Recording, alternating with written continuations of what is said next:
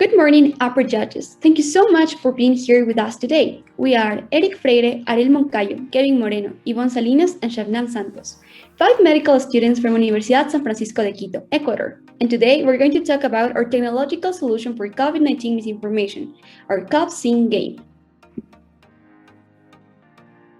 COVID-19 was a trigger of not only the collapse of the health systems around the world, but also to another pandemic that spread silently throughout the internet, misinformation. Conspiracy theories revolving around the origin of SARS-CoV-2 virus, COVID management, and vaccines have been the biggest concepts of interest of misinformation during this year.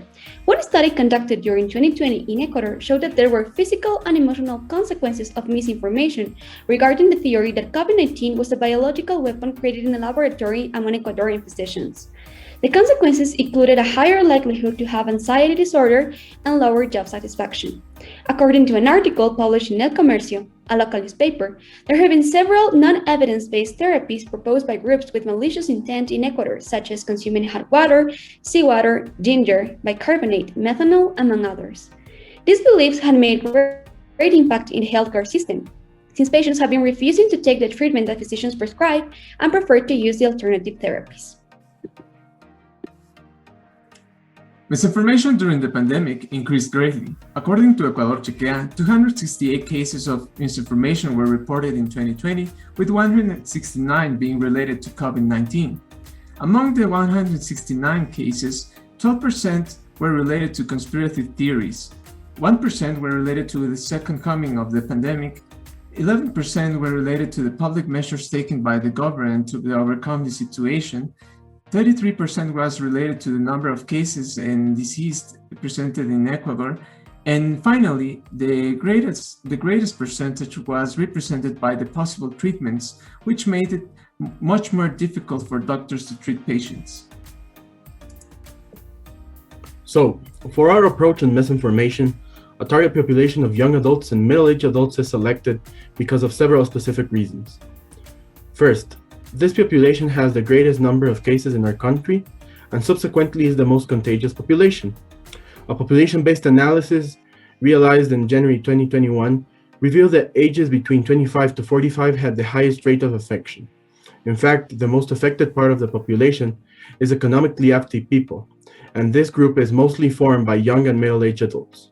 Also, this age group has recently been more affected by COVID-19 strains, being the most commonly received at ICUs and having a higher rate of symptomatic patients. Another important fact is that this population is still not vaccinated in Latin America, and as efforts are being made, some time will pass until there will be. Moreover, an e-based learning approach to COVID-19 can be based partly that in young adults and middle-aged adults are the population with more access to internet and smartphones. For these reasons, we have decided to target this population as it is the most important at the time.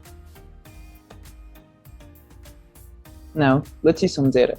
It is estimated that approximately 89% of Ecuadorian population have a device like phones, computer, and tablets that allows them to connect to the internet. However, of all this population, only 45.5% will have direct access to the internet. With this, we have deduced that almost half of Ecuadorian families do not have these services.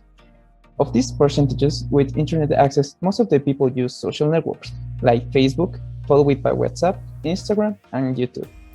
With this panorama, our approach will be guided in two ways, one by internet and the other through different sources. Propaganda will have to be done on Facebook, diffusing through messages, and Instagram. Once we have the dissemination methodology, we're going to focus on the production of the game for the people to learn. This is better known as game-based learning. According to the University of Toronto, this methodology has benefits such as population engagement, motivation to learn, and can be used to help users solve problems more efficiently and quickly. Studies such as those carried out by Richard Blunt have shown that games help in different ways, like school education and people in the military. However, it may have some challenges, such as design fundamentals, financing, and problems with digital access for the population.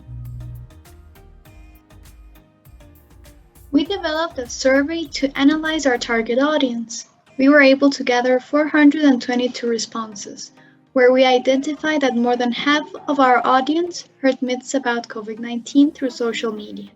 We also asked about a game-based app. 72.7% indicated they would be interested in this type of app, and in a scale of 0 to 10, 43% indicated an average score of 9, when asked how excited they were about this type of game. Finally, we included some suggestions from this survey in the development of the game. Our solution is a game-based app with different scenarios where users will face various challenges while overcoming popular myths of COVID-19 in day-to-day activities. The scenarios the game will tackle are prevention, asymptomatic patients, asymptomatic patient, and vaccination.